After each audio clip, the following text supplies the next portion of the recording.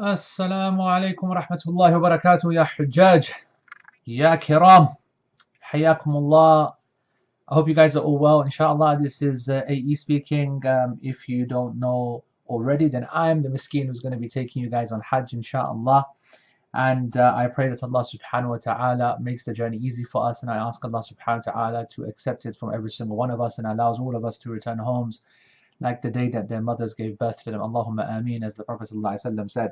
This is a very quick shout out. We are like miles off from Hajj, but it's just that the nature of this specific group is that a large majority were on the waiting list. Not the majority, but a large number were on the waiting list from last year and signed up in actually early, well, before the end of 2017. And so they've kind of, just been sitting around thinking, what's happening, what's going on. I've received a few queries and people getting worried it's all a big scam and whatever. It's not a big scam at all. It's me.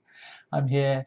I'm sitting in Chido, sitting in my office, and I have all of your names in front of me, and it's just awesome to see, yani, subhanallah, so many people that I know, students of mine, peers of mine, old friends of mine from school days even, and family, and just Maghrib students, LP students. I mean, I can see Danish, I can see Uthman, got my boy Dr. Monty, and that's going to be awesome. And I've got Udan, who's I see him as my elder cousin brother, and just so many just wonderful families, and just it's brilliant. And I want to thank you all for your patience in waiting.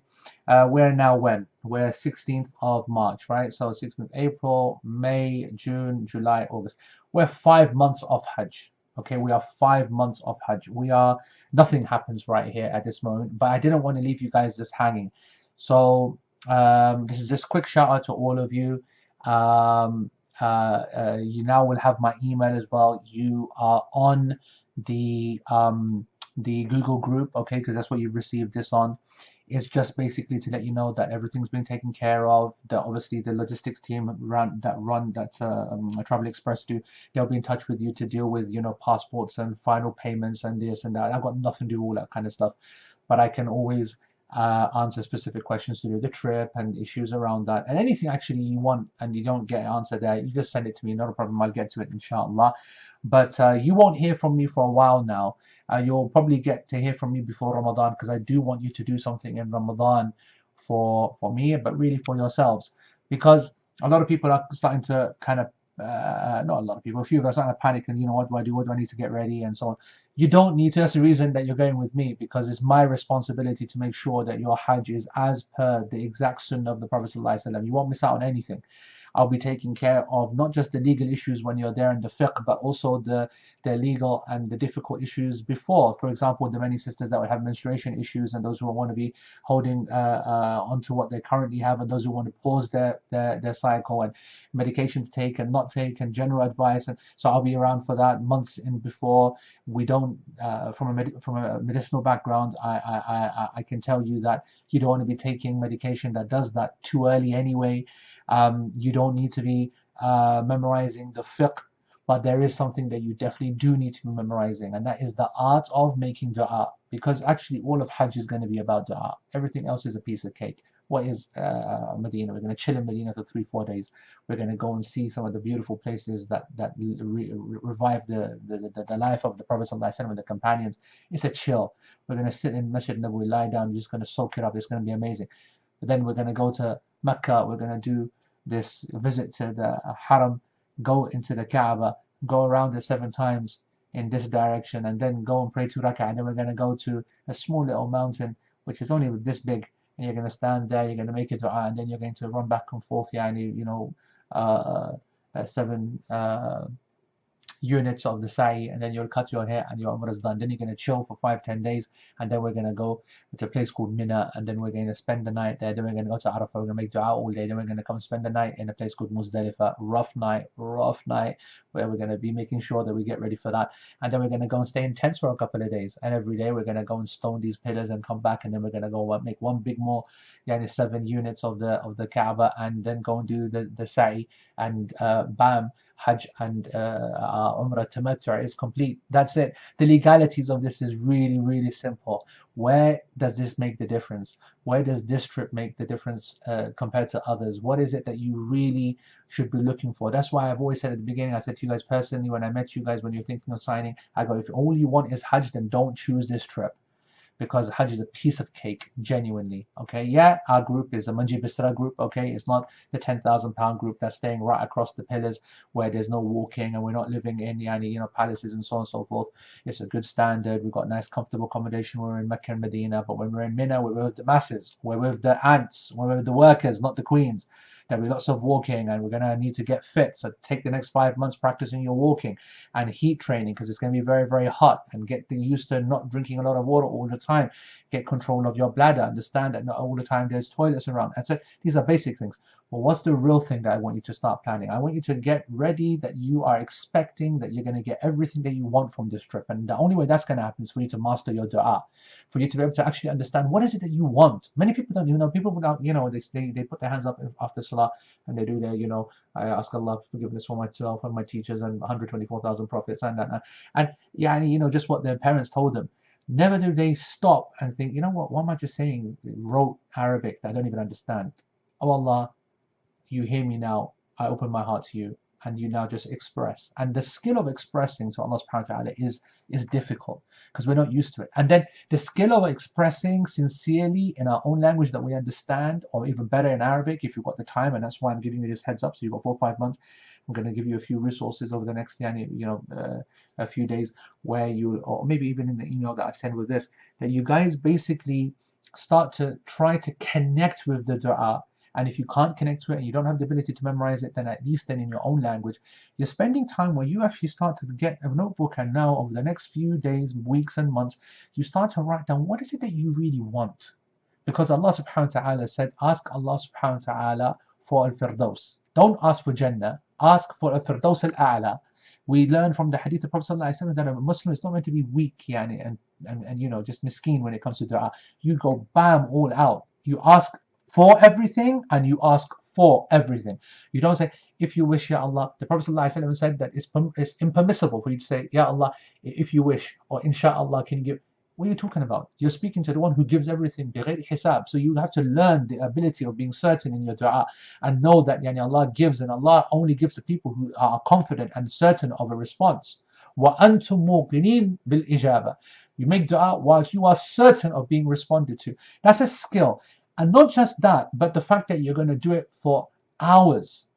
You see a lot of people go to Hajj and they do their big moment, 5 minutes, and then they're wasted. They're like, all right, I'm out. Are you kidding me? Are you kidding me? The whole of Hajj is dua. When you go to Sa'i and then to Marwa, you're going to be making dua. 2-3 hours of dua just in Umrah. When you go and make dua in the morning when you wake up from Muzdalifah, that's 1 whole hour of dua. When you go to stone the shayateen, the Prophet ﷺ was narrated by Aisha to be making dua in between the first and the second pillar, and the second and the third pillar, the length of time of the recitation of Surah Al-Baqarah. That's 1.5 hours right there. Arafah is a whole day of dua. So if you're someone who gets tired after 5 minutes, we've got major problems. The least of your worries are, what shoes am I going to wear, what ihram is going to be, what the hotel's like, what am I this, is the food going to be great, my dietary requirements are blah blah, how far is it? Bro, focus. You need to recognize that the real reason you're going there is to be forgiven. And the people who get forgiven are those who take this seriously, who know who they're asking and why they're asking. And so that's the investment that you're going to put in your time of preparation of dua. And that starts now. You cannot spend enough time on that. You want to be looking at of everything that you can research on dua, find on dua, videos on dua, books on dua. You want to become a person who has the ability to, because listen, dua is not just something that you're asking for. Dua is dhikr. Allah loves dua. That's the big difference about when you're asking a human and asking Allah. Humans hate to be asked. If you come to me, don't come to me and ask me anything. I don't like people asking me anything. That's not true, because you're going to have me ask me a lot. But humans are not like that. But Allah loves to be asked, because when you ask Allah, it means you're not asking someone else. Because when you ask someone else, then you're thinking that that person has the ability to give, which is shirk. And we're Muslims. We're anti-shirk. So when we ask Allah alone, Allah loves that. That's the essence of Tawheed. That's La ilaha illallah. You are the only one that we ask for, that we worship, that we put our focus to. So I want you to understand that we've got to be in control of what we want to say, not haphazard, random. Allah forgive the Muslims in are you kidding? This is the concern you have for the Muslims around the world. You didn't even look at the situation and the scenarios and the numbers that got hurt and this and that. Oh, someone goes, did you make dua for me? Listen, you're going to Hajj, make dua for me. Make the Hajj dua for me. And what do? Shameful behavior. What do? You just say, yeah, I will, inshallah, I will, inshallah, I will, inshallah. Yeah, the Muslim, what he does is that, right, he goes, subhanAllah, right, let me get my phone, put his name in, get noting, write down, get a diary, write these names down. And what that Pakti, when he comes back, he goes, he's asked, did you make dua? I said, yeah, I made the dua. And he said to himself, yeah, I said, Allahumma fil jami'il muslimin wal muslimat wal mu'minin wal mu'minat. Oh, Allah forgive all Muslim men and Muslim women. What kind of lame action is that? So I'm saying that our whole attitude around dua, for ourselves, for others, the concepts, the length of time, the quality, the connection, the sincerity, the knowing what it is, that is what we need to work on over the next 5 months. And I'll remind you again of this at the beginning of Ramadan as well. Because Ramadan, of course, is a practice run. Really, imagine saying that Laylatul Qadr and the Taraweeh and the last 10 nights of dua is the practice run. But it is, compared to Arafah, it all pales into insignificance. Arafah is the greatest moment of your life. You are in the greatest moment, in the greatest state, in the greatest condition, speaking on the greatest day of the year to Allah subhanahu wa ta'ala, who gives everything.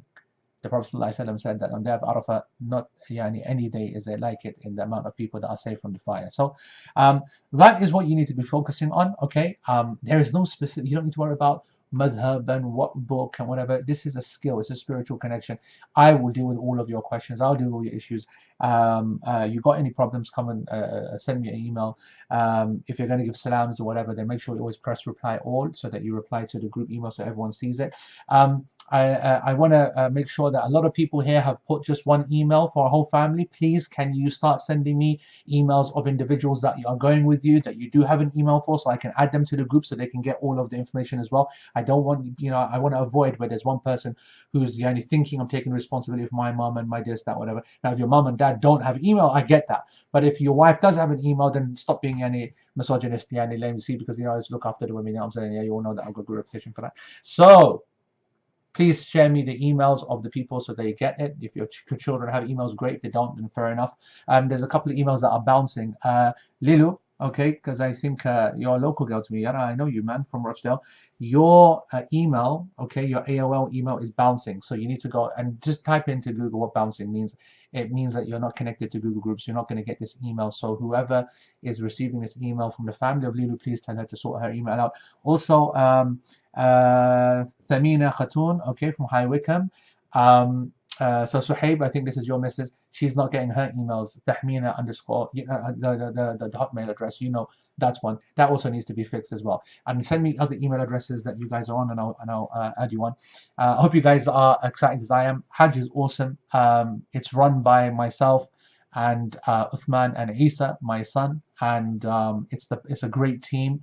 We don't need a lot of people. We're a very, very tight unit. Uthman is a wonderful group leader, experienced, knows what he's doing. He'll make this an incredible journey. And to be very honest, there's some wonderful people in this group. People that I've known for a long time. They're going to bring a lovely, lovely vibe to this trip. Anyway, we ask Allah subhanahu wa ta'ala for tawfiq. Keep in touch with me if you need anything via the email, but don't be sending me too much now. You don't need to worry about anything. Like, genuinely, I don't expect us to be chatting until July. Genuinely, okay? Chalo June. I might even say Eid Mubarak. All right, you know what I mean? But seriously, everything's under control. Leave it all to me. Done this before. Okay, I know what I'm doing. Take care, guys. Jazakumullah khair. Wafakakumullah. Assalamu alaikum wa rahmatullahi wa barakatuh.